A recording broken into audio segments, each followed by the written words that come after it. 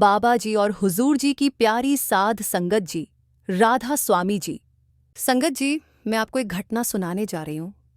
जब बाबा जी ने लंगर खाने से मना कर दिया था और सेवादार रोने लगा था। आइए सुनिए, आखिर क्यों बाबा जी ने लंगर खाने से मना कर दिया था। ये घटना बड़े महाराज जी के समय की है। उस समय उनके एक सेवादार भाई हुआ करते थे, बेहद निष्ठावान, सरल और प्रेम से भरे हुए। सेवादार भाई महाराज जी की सेवा में हमेशा हाजिर रहते थे। उनके शरीर की एक टांग काम नहीं करती थी, लेकिन इस कमी के बावजूद उन्होंने कभी सेवा में ढिलाई नहीं आने दी। उनके जीवन का एक नियम था, हर रोज अपने गांव से बैसाखी का सहारा लेकर एक हाथ में लस्सी का बर्तन लिए गुरु घर पहुंचना। वो बड़ी श्रद्धा से बाबा जी के लिए ताज़ी लस्सी बनाते और दोपहर के समय स्वयं जाकर बाबा जी को परोसते। बाबा जी भी उनके भाव को देखकर हर दिन वह लस्सी थोड़ी सी जरूर पीते थे। ये उनके प्रेम का सम्मान था, क्योंकि वे जानते थे कि यह सेवादार भाई कितनी कठिनाई झेलकर सिर्फ प्रेमवश ये सेवा निभा रहा है। अक्सर बाबा जी लंगर के समय उसी का इंतजार करते रहते थे कि कब मेरा वह प्यारा सेवादार लस्सी लेकर आएगा। एक दिन की बात है, वह भाई रोज की तरह बैसाखी का सहारा लिए हाथ में लस्सी का बर्तन थामे गुरु घर की ओर जा रहा था। रास्ते में गांव का सरपंच मिला। सरपंच ने थोड़ा तंज कसते हुए कहा, अरे भाई, तू रोज रोज इस बर्तन में क्या लेकर जाता है? चला तो तुझसे ढंग से नहीं जाता, पर तू हर दिन कहीं ना कहीं जा ही रहा होता है। भाई ने बड़ी विनम्रता से मुस्कुराते हुए जवाब दिया, सरपंच जी, इस बर्तन में लस्सी है और यह लस्सी मैं अपने सद्गुरु महाराज के लिए लेकर जाता हूँ। उन्हें मेरी बनाई लस्सी बहुत पसंद है। जब तक इस शरीर में जान बाकी है, तब तक मैं रोज उनके लिए यह सेवा करता रहूंगा। सरपंच ने उसकी बात सुनकर जोर से ठहाका लगाया और व्यंग्य भरे स्वर में बोला, अगर तेरा सद्गुरु इतना महान है तो उसने तेरी टूटी टांग क्यों नहीं ठीक की? तू तो रोज उसकी सेवा करता है, उसके लिए इतनी मेहनत कर रहता है, फिर भी उसने तेरे दुख नहीं मिटाए। कहाँ है उसकी दया? तुझे उसने आखिर दिया ही क्या है? सेवादार भाई ने बड़ी शांति और श्रद्धा से उत्तर दिया, सरपंच जी, मेरे सद्गुरु ने मुझे सेवा करने का सौभाग्य दिया है। मेरे सबसे बड़ा वरदान है। मुझे उनसे कुछ और नहीं चाहिए। मैं तो धन्य हूं कि उन्होंने मुझे अपने दर पर खड़ा रखा है। ये कहकर वह अपनी बैसाखी का सहारा लेते हुए आगे बढ़ने ही लगा था कि सरपंच ने उसका मजाक उड़ाते हुए उसकी बैसाखी झटक ली और दूर फेंक दी। बेचारा सेवादार लड़खड़ाया, पर फिर भी हाथ जोड़े हुए विनती करने लगा, सरपंच जी, मुझे जाने दीजिए। अगर मैं देर कर दूंगा तो मेरे सद्गुरु को बुरा लगेगा। लेकिन सरपंच हंसता ही रहा। उसका मन दया से नहीं, अभिमान से भरा था। काफी देर के बाद जब उसका मन भरा तो उसने बैसाखी फेंक कर वापस दे दी। सेवादार भाई ने बड़ी श्रद्धा से बैसाखी उठाई और धीमे धीमे गुरु घर की ओर चल पड़ा। चलते हुए उसके मन में एक ही चिंता घूम रही थी कि आज तो देरी हो गई। पता नहीं बाबा जी ने लंगर छक लिया होगा या नहीं, मेरी वजह से कहीं उन्हें बिना लस्सी के ही भोजन तो नहीं करना पड़ा।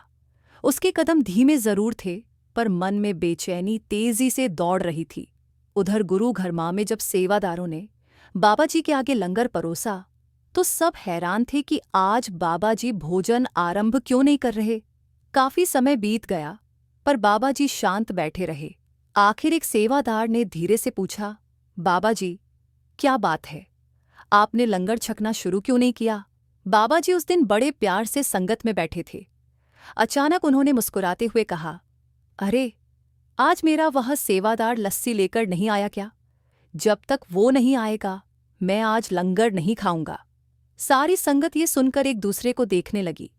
सब हैरान थे कि बाबा जी इतने सेवादारों के बीच उस एक को याद कर रहे हैं। थोड़ी देर बाद वही सेवादार भाई हाँफता हुआ वहां पहुंचा। सामने का दृश्य देखकर उसका दिल कांप गया। पूरी संगत अभी तक वहीं बैठी थी और बाबा जी भी ज्यों की त्यों उसी आसन पर बिना कुछ खाए उसके इंतजार में। उसकी आंखों से आंसू छलक पड़े। बाबा जी ने उसकी ओर स्नेह से देखा और बोले, क्या बात है बेटा, आज इतनी देर कैसे हो गई? वो भाई थोड़ा घबरा गया।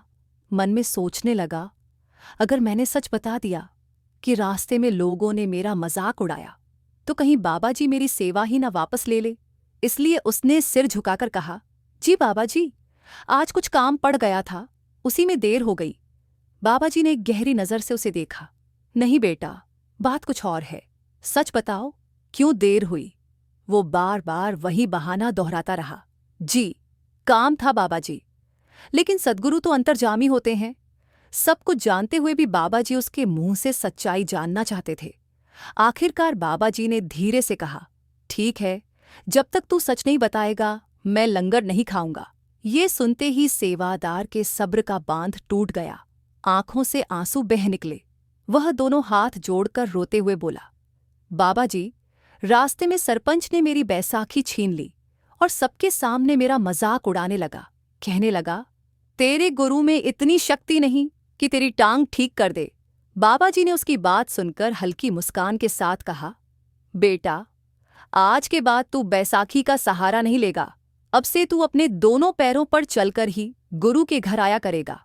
फिर उन्होंने आगे कहा, तू अपने गांव में जा और जो फकीर रहता है, जिसका नाम हुसैन है, उसके पास जा। उससे कह देना, बाबा जी ने भेजा है, मेरी टांग ठीक कर दो, वह तेरी टांग ठीक कर देगा। संगत ध्यान से सुन रही थी।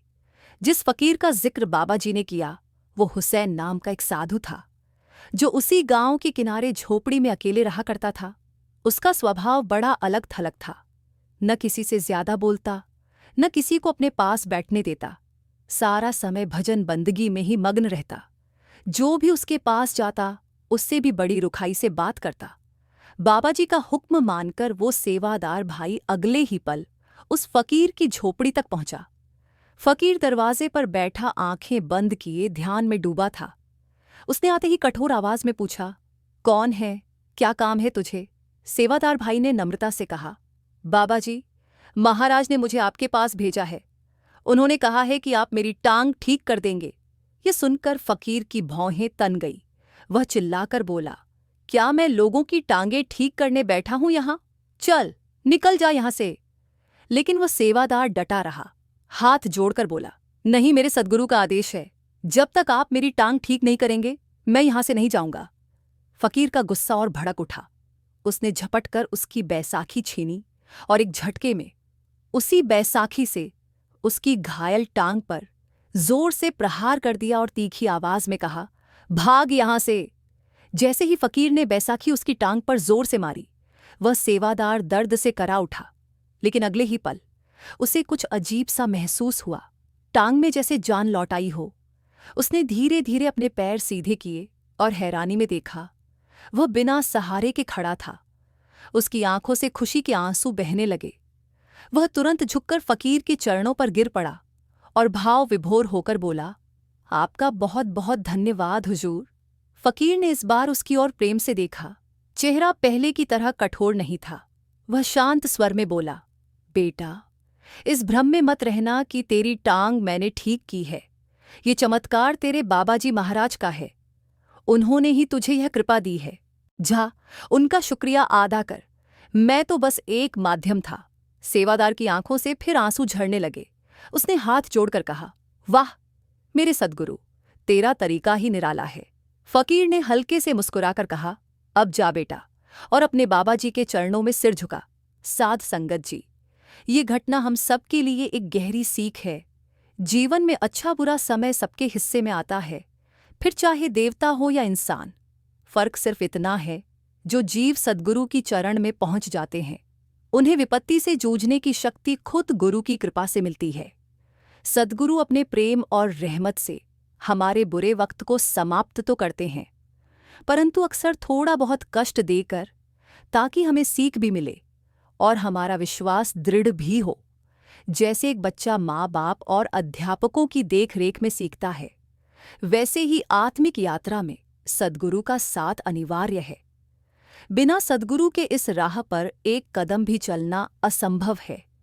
इसलिए हमेशा अपने सद्गुरु पर अटूट विश्वास रखो, क्योंकि वही सच्चे रक्षक, मार्गदर्शक और उद्धारक हैं। संगत जी, साखी अगर आपको अच्छी लगी हो तो चैनल को सब्सक्राइब जरूर कर लेना, क्योंकि हम आपके लिए ऐसी ही साखियां लाते रहेंगे। और बेल आइकन को जरूर प्रेस कर लेना, ताकि जब भी हम कोई नई वीडियो डालें, सबसे पहले आप तक पहुंच सके। राधा स्वामी जी।